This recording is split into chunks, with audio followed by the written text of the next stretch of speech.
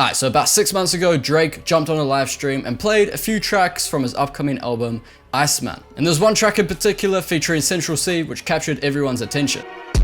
My bro said he wanna get paid, okay, let's see what's possible. Popped a pill and I feel alright, I believe I can fly, I feel Now that clip has almost 500,000 views in just under 6 months, so it's safe to say that this new cinematic sound Cinch and Drake are going for is a fan favorite. So today I'm gonna be showing you how to make these cinematic beats just like that snippet. And the first thing I've done is pulled up the most cinematic vocal I could find from Splice.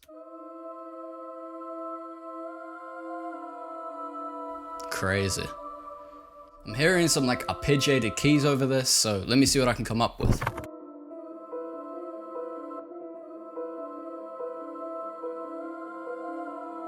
Yeah, that's hard. I'm pretty happy with this, man. And the way I came up with this was going into the stamp tool, clicking advanced, and then looking through all these chords. I think I came up with the sus2, which looks like this. And yeah, as you can see, it's got the A, it's got the E, and then if we move this B across and pitch it down, it's a sus2 chord. I've then arpeggiated it out to give us this, and then added in the little D as a passing note. I think I want to add like a top line melody for this, so I'm gonna pull up another more ambient sounding piano. Yeah, I think this Keyscape cinematic one is gonna do the trick. Just kind of freestyled this top line. For this, I'm just following the root notes of the ARP we made earlier. I think I'm gonna pitch it down, yeah, keep it down here. This is hard. I don't know about you guys, but when I think of the word cinematic, I think of one thing, which is strings. I've gone into Contact and pulled up my go-to bank at the moment, which is these Spitfire chamber strings. And I've just turned that ARP that we made earlier into chords.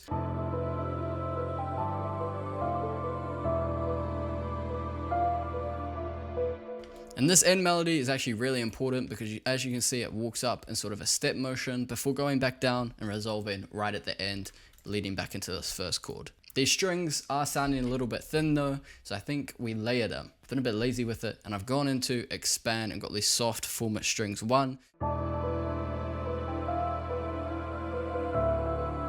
Alright, so I've bounced the keys out, then this is just a top line, bass, and the strings. And as you can see, I've kind of arranged it out a bit because at the end here, I'm hearing like na na. I can't sing, but you see the vision in it.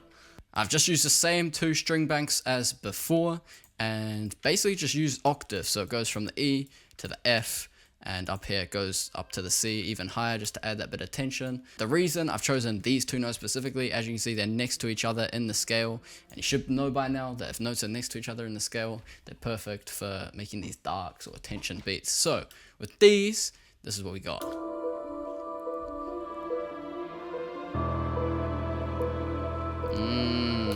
Really adds dramatic effect because it's not, everything's not on the grid. As you can see, it isn't starting here, just on the grid as the ear would expect. There you go, you kind of know what's about to come, where with these, you're like, we're chilling. Oh, there's some strings, what? Ah, there you go. So that's something that I kind of been doing recently in my samples, because if you think about it, like the old stuff that people were making back in the day, you know, 70s, 90s, the records that we're sampling, that's the kind of stuff that they would do, bro. So anyway. Lastly, I just wanted to add a little bit of texture, so I copy and pasted the chords over to this pad and got this ambient vocal phrase from London Archives. I just put a kickstart on there for some movement, as well as a fruity flanges and some pretty heavy reverb. Here's how it sounds. As you can hear, it's pretty quiet, so it's more felt than heard, but I'm telling you, for different sections, it's pretty fire. Lastly, I just grabbed these vocal chops from a random pack. Thought they worked quite well.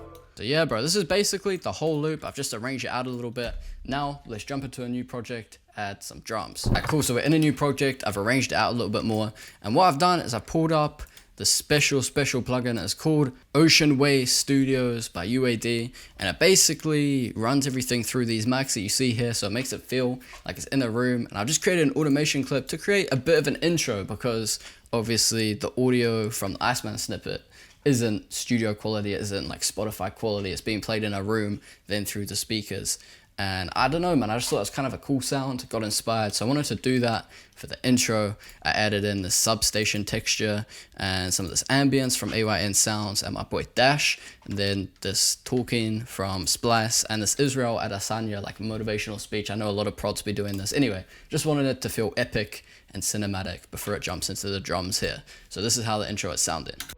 So whatever you want to do, And the drums would come in right here. Let's just jump in straight away. I got this lagging hat from my London Archives kit. I'm just going to put down, you know, the standard drill sort of triplet pattern, and then we can go ahead and build off of that. Obviously it sounds super stagnant right now, but trust the process. I'm going to mess with some of the velocities and the pattern a little bit and source it up. And you see instantly by bringing the velocity down, it just catches the ear off guard a little bit. Here as well. You really don't need to do too much. I just left, you know, 1, 2 little gaps, play with the velocities, and it's way more bouncier than what we had initially. I added in a snare, and then the swang perk once again from London Archives, and I created like an artificial delay by dropping the velocities down on these two, and also panning them to the left and right. So that sounds like this. Then I added in this counter snare, and the snap as well,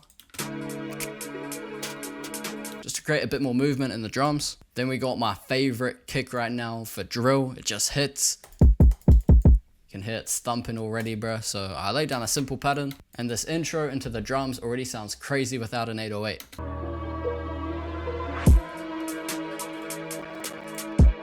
But of course, adding in an 808 is gonna make this shit 10 times better. For this one, I'm gonna try have the 808 and kick bounce off each other a little.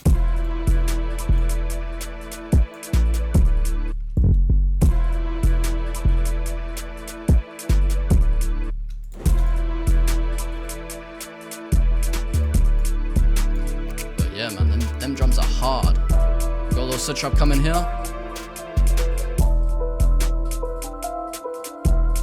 You see, I didn't even have to change the drums at all. The melody and the sections that we build out when we're making the melody does the work for us. Now I'm gonna take the 808 out, switch it for piano bass. It's like a little bridge section. And lead straight back in. And yeah, bro, that's how you create a cinematic beat, something Drake and Central C would hop on for his Iceman album. Hopefully you lot learned something. If you did, make sure you like, subscribe, all of that good stuff. If you want to know where to get some of the drums and mixer presets that we used in this video, top link in the description is my multi-kit, London Archives, which is perfect for everything UK. We're talking UK drill, UK underground, UK rap, everything, bro. It's the best kit. Go to the website, it'll have everything you need to know, bro. And for the next 3 days, you can get 20% off using code ICEMAN. I'm gonna leave you lot with the final beat. Stay tapped in. See you in the next one. so whatever you want to do.